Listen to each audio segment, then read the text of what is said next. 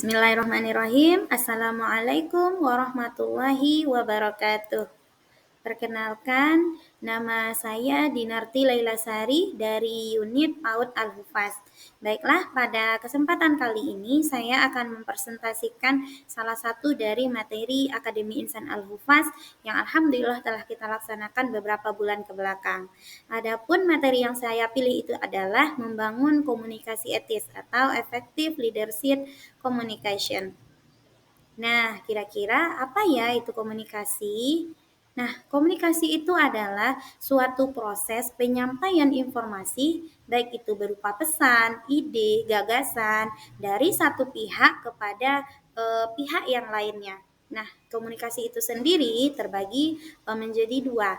Ada namanya komunikasi verbal. Nah, komunikasi verbal itu adalah bagaimana kita ketika berkomunikasi itu dalam berucap, bertutur kata, atau kemudian juga dalam bentuk tulisan. Itu adalah bentuk dari komunikasi verbal.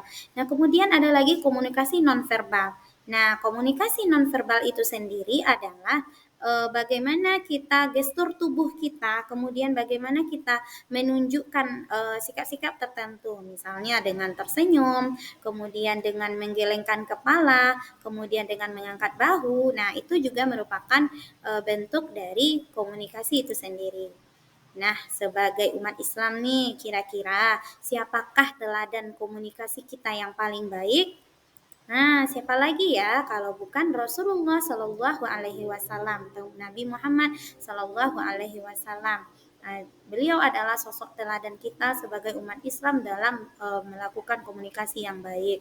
Beliau mencontohkan, Rasulullah memberikan contoh bagaimana beliau menjalin atau berkomunikasi, bertutur kata dengan lemah lembut. Kemudian juga ketika melakukan komunikasi, beliau selalu menjaga hati dari lawan bicaranya. Beliau selalu menjaga perasaan orang yang sedang beliau ajak berkomunikasi. Nah, bagaimana kita sebagai umat Islam menjadikan hal itu sebagai contoh? Bagaimana kita mampu menggunakan lisan kita seperti Rasulullah menggunakan lisannya dengan lemah lembut. Kemudian kita berpikir dulu sebelum kita mengeluarkan kata-kata. Nah, bagaimana banyaknya fenomena yang terjadi sekarang ini ya akibat dari kemampuan komunikasi yang kurang baik atau lisan yang tidak terjaga.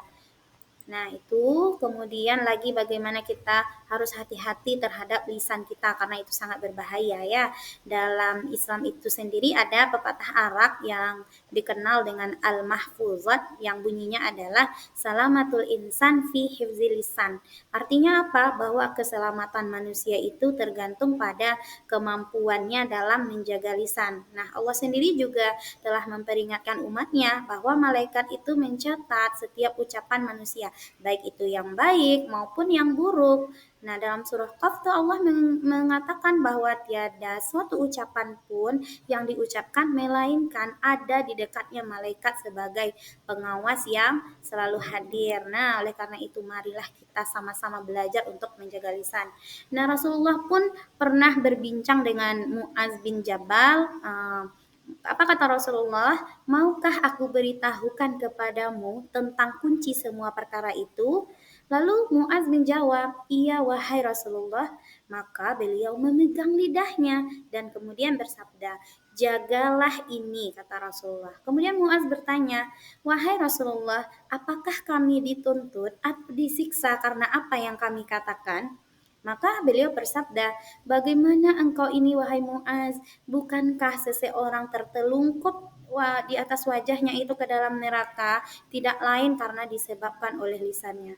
Nah, begitu berbahayanya ketika kita tidak mampu menjaga lisan kita. Nah, menjaga lisan itu diibaratkan juga dengan seperti mata pisau ya. Ketika kita tidak mampu menggunakannya dengan baik, maka dia akan mampu untuk melukai atau melukai perasaan orang lain ya. Nah, jika engkau ingin hatimu menjadi baik, maka minta tolonglah kepada Allah untuk menjaga lisanmu. Kenapa ya bisa seperti itu? Karena lisan itu adalah cerminan dari isi hati. Ketika hatinya baik, insya Allah sesuatu yang keluar dari lisannya itu adalah sesuatu yang baik juga. Nah, ada 3 kunci utama bagaimana kita dalam berkomunikasi secara efektif. Yang pertama itu adalah sebagai penyalur manfaat. Kita sama-sama tahu ya bahwa walaupun kita memiliki kepentingan atau kita memiliki keinginan, maka yang kalau dalam berkomunikasi yang efektif itu yang lebih kita utamakan itu adalah kepentingan lawan bicara kita. Nah, yang kedua adalah menjadi pendengar yang baik. Sama-sama kita ketahui bahwa setiap kita ingin selalu didengarkan ketika kita berkomunikasi atau ketika kita berbicara. Maka komunikasi yang efektif itu akan berjalan ketika kita mampu menjadi pendengar yang baik dan juga diiringi dengan kemampuan yang mendengarkan baik dengan baik gitu ya. Nah, selanjutnya adalah menjawab kebutuhan. Nah, usahakan bahwa setiap kita eh, berkomunikasi, hubungkanlah pesan yang ingin kita sampaikan itu dengan kebutuhan dari lawan bicara kita. Nah, kita sebagai guru nih, kemampuan komunikasi itu kenapa ya penting bagi kita? Nah, sebagai seorang guru tentu kita setiap hari berkomunikasi dan berhadapan dengan murid-murid kita ya, dengan rekan sejawat kita juga, dengan orang tua juga, dan juga dengan semua yang ada di lingkungan sekitar kita. Nah, ternyata itu sangat penting, apalagi terhadap murid kita di sekolah. Apa pentingnya bagi murid kita? Yang pertama adalah dalam menyampaikan materi pembelajaran dengan efektif, ketika seorang guru mampu berkomunikasi dengan baik, maka insya Allah beliau akan mampu menyampaikan materi pembelajaran dengan baik dan efektif juga kepada anak-anak, sehingga apa yang kita sampaikan mudah dipahami oleh anak-anak murid kita.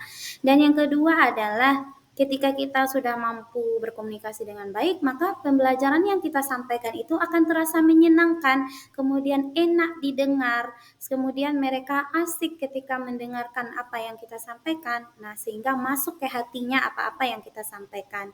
Nah, selanjutnya ketika kita sudah mampu menguasai komunikasi yang baik, maka dengan mudahnya situasi kelas insya Allah mampu kita kendalikan dengan baik. Bagaimana kita menghadapi anak-anak murid kita ketika mereka ribut, kemudian ketika terjadi masalah di dalam kelas, insya Allah kita akan mampu mengendalikannya dengan baik ketika kita mampu berkomunikasi dengan baik, sehingga penyelesaian masalah tersebut tidak hanya mementingkan diri kita sehingga masalahnya selesai begitu saja, tetapi kita mampu membawa anak dalam menyelesaikan permasalahan itu dan juga bagaimana kita memahami situasi mereka. Kemudian yang ketiga adalah menumbuhkan sikap leadership atau kepemimpinan ya. Sebagai guru kita tentu adalah pemimpin dalam pembelajaran kita juga. Nah, sebagai pemimpin, ketika pemimpin mampu berkomunikasi dengan baik, maka pesan yang akan disampaikan juga akan mampu diterima dengan baik dan dipahami dengan baik. Nah, yang terakhir ini yang paling dahsyat juga adalah membuka peluang yang lebih besar lagi untuk kita, terutama di program pendidikan kita. Ketika kita mampu berkomunikasi dengan baik, maka kita akan mampu menjalin hubungan yang baik dengan semua stakeholder yang ada di sekolah, kemudian juga mampu kita menjalin kerjasama dengan berbagai pihak, sehingga program pendidikan yang akan kita jalankan itu akan terbantu, kesuksesannya itu mungkin akan jauh lebih besar, akan banyak kemudahan yang kita dapatkan ketika kita mampu menjalin kerjasama dengan baik. Nah, itu tentang pentingnya bagi guru, kita sebagai guru, kemampuan komunikasi yang baik.